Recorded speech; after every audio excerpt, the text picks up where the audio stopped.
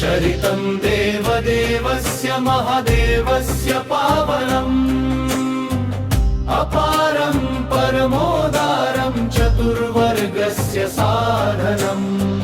गौरी विनायकोपेतं पञ्चवक्त्रं त्रिनेत्रकम् शिवं ध्यात्वा दशभुजं शिवरक्षां पठेन्नरः गंगाधरः शिरः पातु भालम् अर्धेन्दुशेखरः नयने मदनध्वंसी कर्णो सर्पविभूषण घ्राणं पातु पुरारातिः मुखं पातु जगत्पतिः जिह्वां वागीश्वरः पातु कन्धरां शितिकन्धरः श्रीकण्ठः पातु मे कण्ठं सकन्धौ विश्वधुरन्धरः भूभारसंहर्ता करो पातु पिनाकदृक् हृदयं शङ्करः पातु जठरं गिरिजापतिः नाभिं मृत्युञ्जयः पातु कटिव्याघ्राजिनाम्बरः सक्थिनी पातु दीनार्त शरणागतवत्सलः महेश्वरः पातु जानुनी जगदीश्वरः जङ्घे पातु जगत्कर्ता गुल्फो पातु गणाधिपः चरणो करुणा सिन्धुः सर्वाङ्गानि सदाशिवः एतां शिवबलोपेतां रक्षाय सुकृती पठेत् स भुक्त्वा सकलान् कामान् शिवसायुज्यमाप्नुयात् ग्रहभूतपिशाचाद्यास्त्रे लोके विचरन्ति ये दूरादाशु पलायन्ते शिवनामाभिरक्षणात् अभयङ्कर नामेदं कवचं पार्वतीपतेः भक्त्या बिभर्ति यः कण्ठे तस्य वश्यं जगत्त्रयम् इमान् नारायणस्वप्ने शिवरक्षां यथारदिश प्रातरुत्थाय योगीन्द्रो याज्ञवल्क्य तथा लिखत् इति शिवरक्षा स्तोत्र सम्पूर्णम्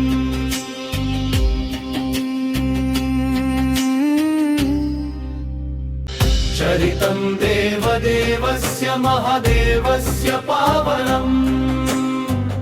अपारं परमोदारं चतुर्वर्गस्य साधनम् गौरी विनायकोपेतं पञ्चवक्त्रं त्रिनेत्रकम् शिवं ध्यात्वा दशभुजं शिवरक्षां पठेन्नरः गंगाधरः शिरः पातु भालम् अर्धेन्दुशेखरः नयने मदनध्वंसी कर्णो सर्पविभूषण घ्राणं पातु पुरारातिः मुखं पातु जगत्पतिः जिह्वां वागीश्वरः पातु कन्धरां शितिकन्धरः श्रीकण्ठः पातु मे कण्ठं सकन्धौ विश्वधुरन्धरः भूभारसंहर्ता करो पातु पिनाकदृक् हृदयं शङ्करः पातु जठरं गिरिजापतिः नाभिं मृत्युञ्जयः पातु कटिव्याघ्राजिनाम्बरः सक्थिनी पातु दीनार्त शरणागतवत्सलः महेश्वरः पातु जानुनी जगदीश्वरः जङ्घे पातु जगत्कर्ता गुल्फो पातु गणाधिपः चरणो करुणा सिन्धुः सर्वाङ्गानि सदाशिवः एतां शिवबलोपेतां रक्षाय सुकृती पठेत्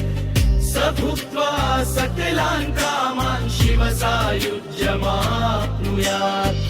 ग्रहभूतपिशाचाद्यास्त्रे लोके विचरन्ति ये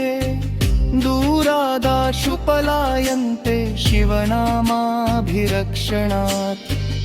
अभयंकर नामेदं कवचं पार्वतीपतेः भक्त्या बिभर्ति यः कण्ठे तस्य वश्यं जगत्त्रयम्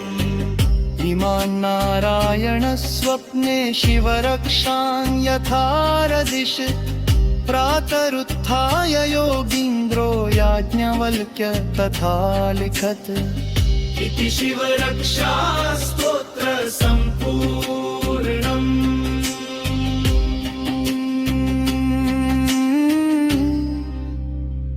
चरितं देवदेवस्य महादेवस्य पावनम् अपारं परमोदारं चतुर्वर्गस्य साधनम् गौरीविनायकोपेतं पञ्चवक्त्रं त्रिनेत्रकं शिवं ध्यात्वा दशभुजं शिवरक्षां पठेन्नरः गङ्गाधरः शिरः पातु भालम् अर्धेन्दुशेखरः नयने मदनध्वंसी कर्णो सर्पविभूषण घ्राणं पातु पुरारातिः मुखं पातु जगत्पतिः जिह्वां वागीश्वरः पातु कन्धरां शितिकन्धरः श्रीकण्ठः पातु मे कण्ठं सकन्धौ विश्वधुरन्धरः भूभारसंहर्ता करो पातु पिनाकदृक् हृदयं शङ्करः पातु जठरं गिरिजापतिः नाभिं मृत्युञ्जयः पातु कटिव्याघ्राजिनाम्बरः सक्थिनी पातु दीनार्त शरणागतवत्सलः महेश्वरः पातु जानुनी जगदीश्वरः जङ्घे पातु जगत्कर्ता गुल्फो पातु गणाधिपः चरणो करुणा सिन्धुः सर्वाङ्गानि सदाशिवः एतां शिवबलोपेतां रक्षाय सुकृती पठेत् स भुक्त्वा सकलान् कामान् शिवसायुज्यमाप्नुयात् ग्रहभूतपिशाचाद्यास्त्रे लोके विचरन्ति ये दूरादाशु पलायन्ते शिवनामाभिरक्षणात् अभयंकर नामेदं कवचं पार्वतीपतेः भक्त्या बिभर्ति यः कण्ठे तस्य वश्यं जगत्त्रयम् इमान् नारायणस्वप्ने शिवरक्षां यथारदिश प्रातरुत्थाय योगीन्द्रो याज्ञवल्क्य तथा लिखत् इति शिवरक्षा स्तोत्र सम्पूर्णम्।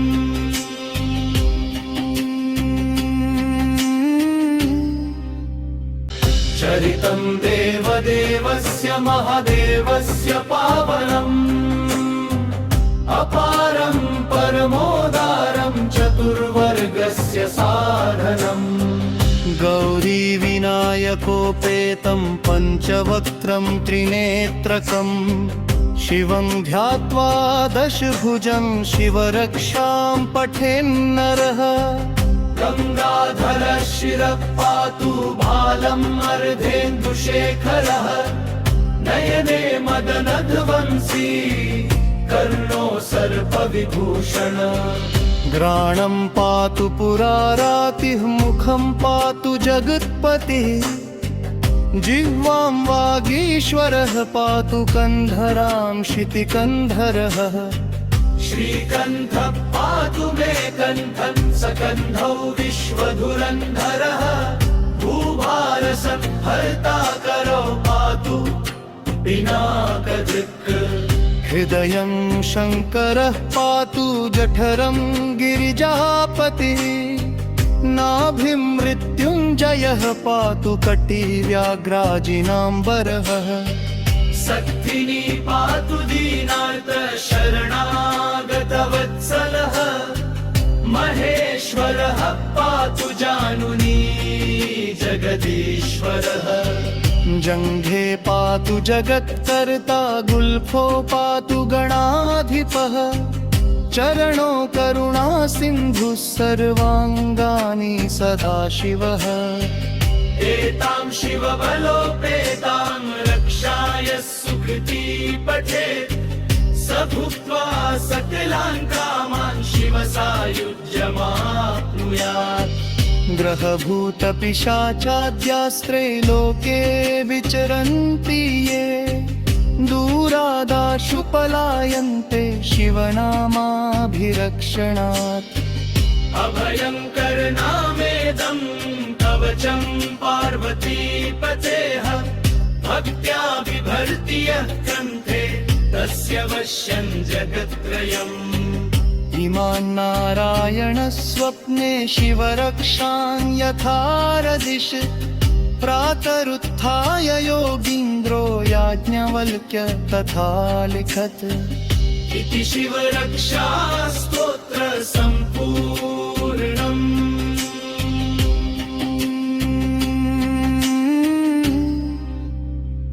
चरितं देवदेवस्य महादेवस्य पावनम्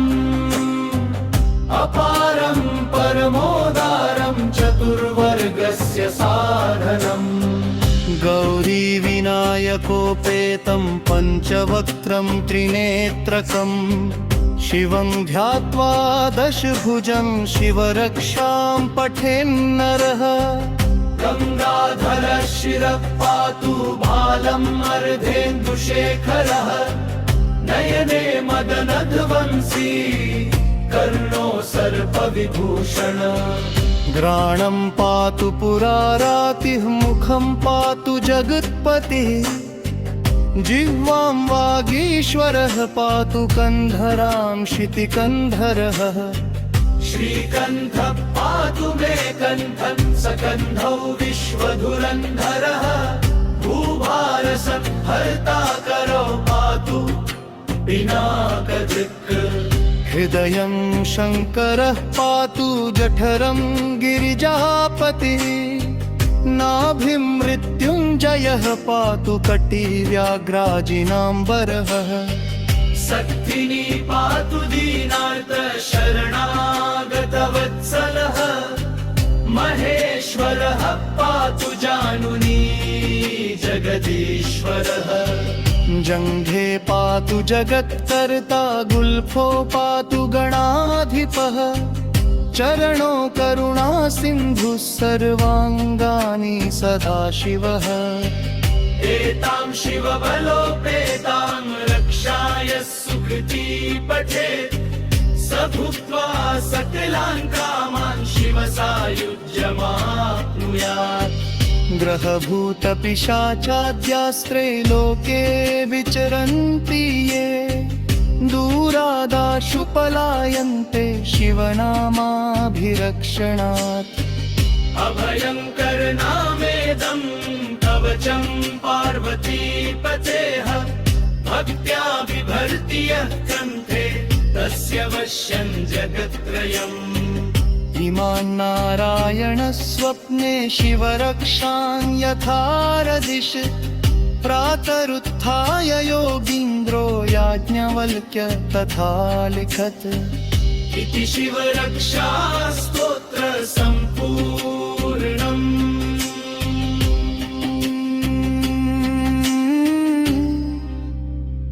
चरितं देवदेवस्य महादेवस्य पावनम् अपारं परमोदारं चतुर्वर्गस्य साधनम् गौरीविनायकोपेतं पञ्चवक्त्रं त्रिनेत्रकं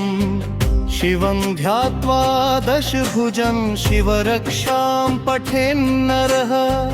गङ्गाधरः शिरः पातु भालम् अर्धेन्दुशेखरः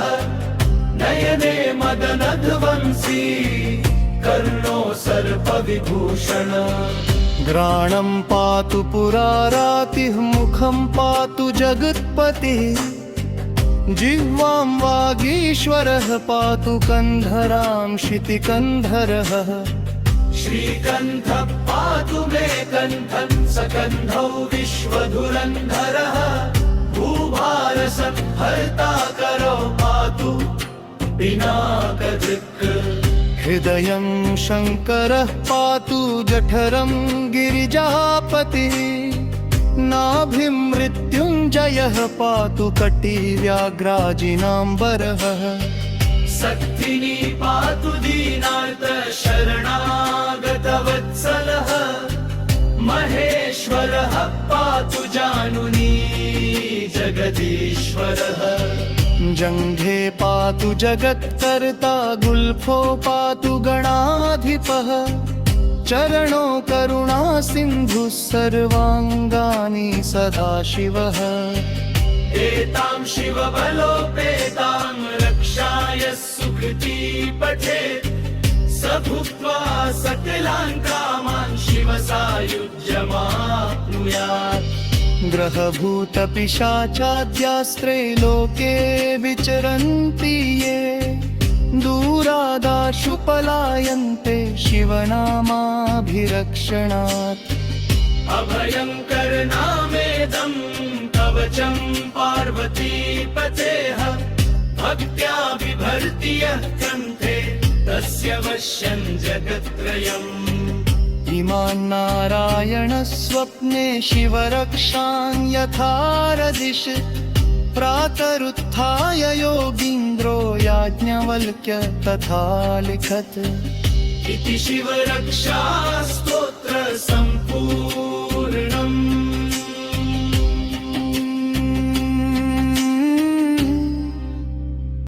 चरितं देवदेवस्य महादेवस्य पावनम् अपारं परमोदारं चतुर्वर्गस्य साधनम् गौरीविनायकोपेतं पञ्चवक्त्रं त्रिनेत्रकं शिवं ध्यात्वा दशभुजं शिवरक्षां पठेन्नरः गङ्गाधरः शिरः पातु भालम् अर्धेन्दुशेखरः नयने मदनध्वंसी कर्णो सर्पविभूषण घ्राणं पातु पुरारातिः मुखं पातु जगत्पतिः जिह्वां वागीश्वरः पातु कन्धरां शितिकन्धरः श्रीकण्ठः पातु मे कण्ठं सकन्धौ विश्वधुरन्धरः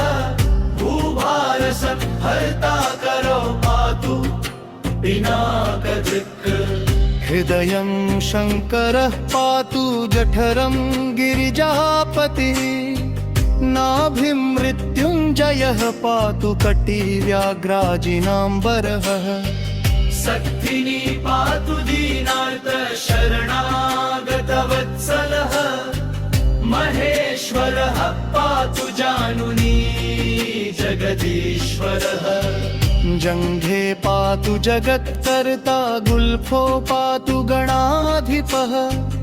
चरणो करुणा सिन्धुः सर्वाङ्गानि सदाशिवः एतां शिवबलोपेतां रक्षाय सुकृती पठेत् स भुक्त्वा सकलान् कामान् शिवसायुज्यमाप्नुयात् ग्रहभूतपिशाचाद्यास्त्रे लोके विचरन्ति ये दूरादाशु पलायन्ते शिवनामाभिरक्षणात् अभयङ्करनामेदं कवचं पार्वतीपतेः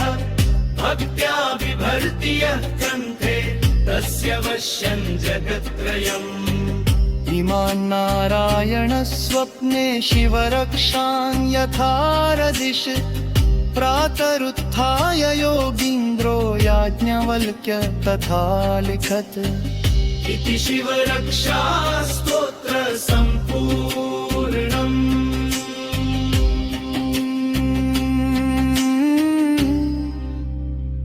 चरितं देवदेवस्य महादेवस्य पावनम्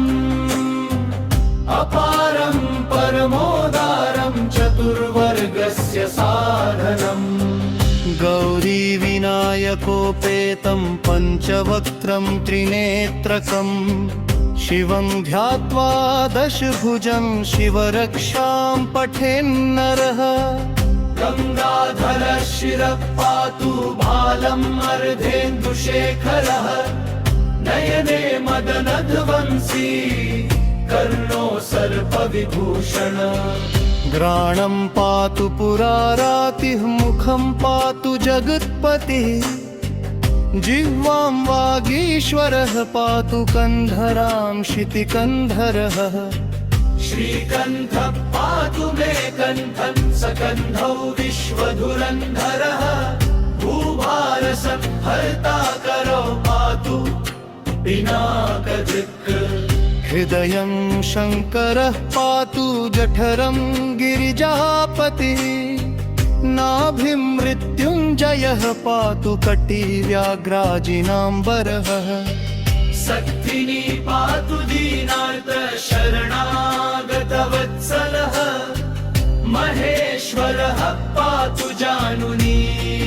जगदीश्वरः जङ्घे पातु जगत्कर्ता गुल्फो पातु गणाधिपः चरणो करुणा सिन्धुः सर्वाङ्गानि सदाशिवः एतां शिवबलोपेतां रक्षाय सुकृती पठेत् स भुक्त्वा सकलान् कामान् शिवसायुज्यमाप्नुयात् ग्रहभूतपिशाचाद्यास्त्रे लोके विचरन्ति ये दूरादाशु पलायन्ते शिवनामाभिरक्षणात् अभयङ्कर नामेदं कवचं पार्वतीपतेः भक्त्या बिभर्ति यः कण्ठे तस्य वश्यं जगत्त्रयम्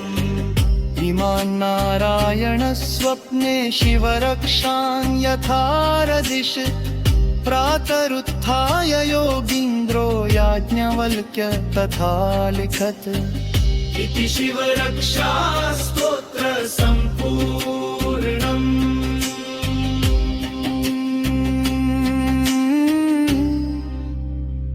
चरितं देवदेवस्य महादेवस्य पावनम् अपारं परमोदारं चतुर्वर्गस्य साधनम् गौरीविनायकोपेतं पञ्चवक्त्रं त्रिनेत्रकम् शिवं ध्यात्वा दशभुजं शिवरक्षां पठेन्नरः गंगाधर शिरः पातु भालम् अर्धेन्दुशेखरः नयने मदनध्वंसी कर्णो सर्पविभूषण घ्राणं पातु पुरारातिः मुखं पातु जगत्पतिः जिह्वां वागीश्वरः पातु कन्धरां शितिकन्धरः श्रीकण्ठः पातु मे कण्ठं सकन्धौ विश्वधुरन्धरः भूभारसंहर्ता करो पातु पिनाकदृक्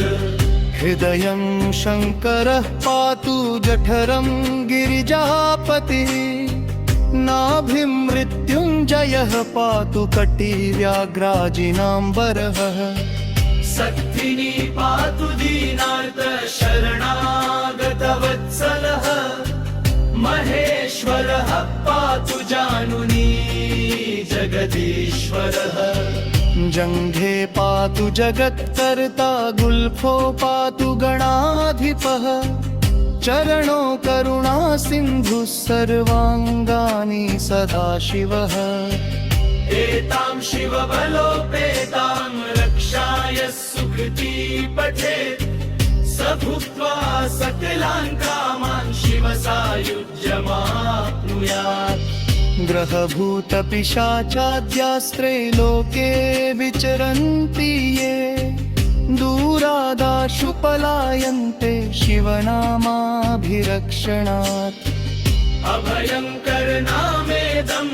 कवचं पार्वतीपतेः भक्त्या बिभर्ति यः कण्ठे तस्य वश्यं जगत्त्रयम् इमान्नारायणस्वप्ने शिवरक्षां यथारदिश प्रातरुत्थाय योगीन्द्रो याज्ञवल्क्य तथा लिखत् इति शिवरक्षा स्तोत्र सम्पूर्णम्।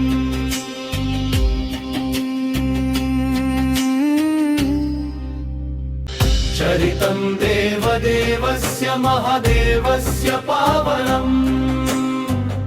अपारं परमोदारं चतुर्वर्गस्य साधनम्। गौरीविनायकोपेतं पञ्चवक्त्रं त्रिनेत्रकं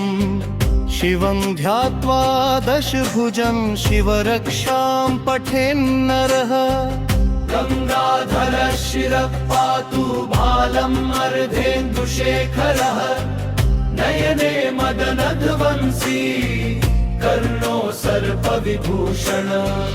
घ्राणं पातु पुरारातिः मुखं पातु जगत्पतिः जिह्वां वागीश्वरः पातु कन्धरां शितिकन्धरः। श्रीकण्ठः पातु मे कण्ठं सकन्धौ विश्वधुरन्धरः भूभारसंहर्ता करौ पातु पिनाकदृक्। हृदयं शङ्करः पातु जठरं गिरिजापतिः नाभिं मृत्युञ्जयः पातु कटिव्याघ्राजिनाम्बरः। सक्थिनी पातु दीनार्त शरणागतवत्सलः महेश्वरः पातु जानुनी जगदीश्वरः। जङ्घे पातु जगत्कर्ता गुल्फो पातु गणाधिपः चरणो करुणा सिन्धुः सर्वाङ्गानि सदाशिवः। एतां शिवबलोपेतां रक्षाय सुकृती पठेत् स भुक्त्वा सकलान् कामान् शिवसायुज्यमाप्नुयात्। ग्रहभूतपिशाचाद्यास्त्रे लोके विचरन्ति ये दूरादाशु पलायन्ते शिवनामाभिरक्षणात्। अभयङ्कर नामेदं कवचं पार्वतीपतेः भक्त्या बिभर्ति यः कण्ठे तस्य वश्यं जगत्त्रयम्।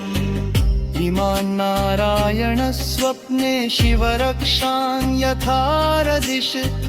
प्रातरुत्थाय योगीन्द्रो याज्ञवल्क्य तथा लिखत् इति शिवरक्षा स्तोत्र सम्पूर्णम्।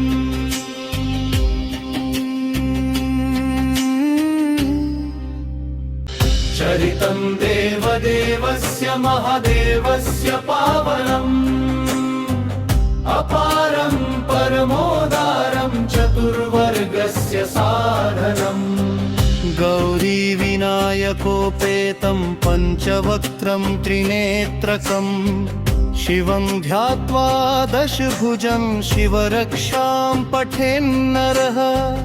गङ्गाधरः शिरः पातु भालम् अर्धेन्दुशेखरः नयने मदनध्वंसी कर्णो सर्पविभूषण। घ्राणं पातु पुरारातिः मुखं पातु जगत्पतिः जिह्वां वागीश्वरः पातु कन्धरां शितिकन्धरः। श्रीकण्ठः पातु मे कण्ठं सकन्धौ विश्वधुरन्धरः भूभारसंहर्ता करौ पातु पिनाकदृक्। हृदयं शङ्करः पातु जठरं गिरिजापतिः नाभिं मृत्युञ्जयः पातु कटिव्याघ्राजिनाम्बरः। सक्थिनी पातु दीनार्त शरणागतवत्सलः महेश्वरः पातु जानुनी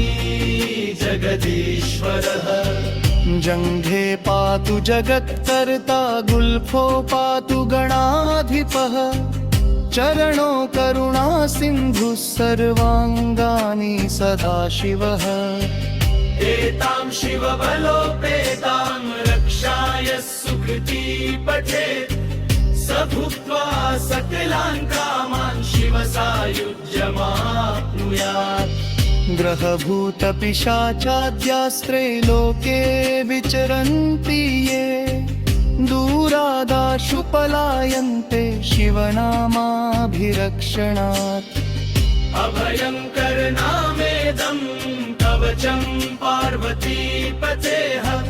भक्त्या बिभर्ति यः कण्ठे तस्य वश्यं जगत्त्रयम्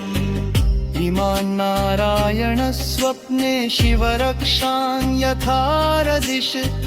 प्रातरुत्थाय योगीन्द्रो याज्ञवल्क्य तथा लिखत् इति शिवरक्षा स्तोत्र सम्पूर्णम्।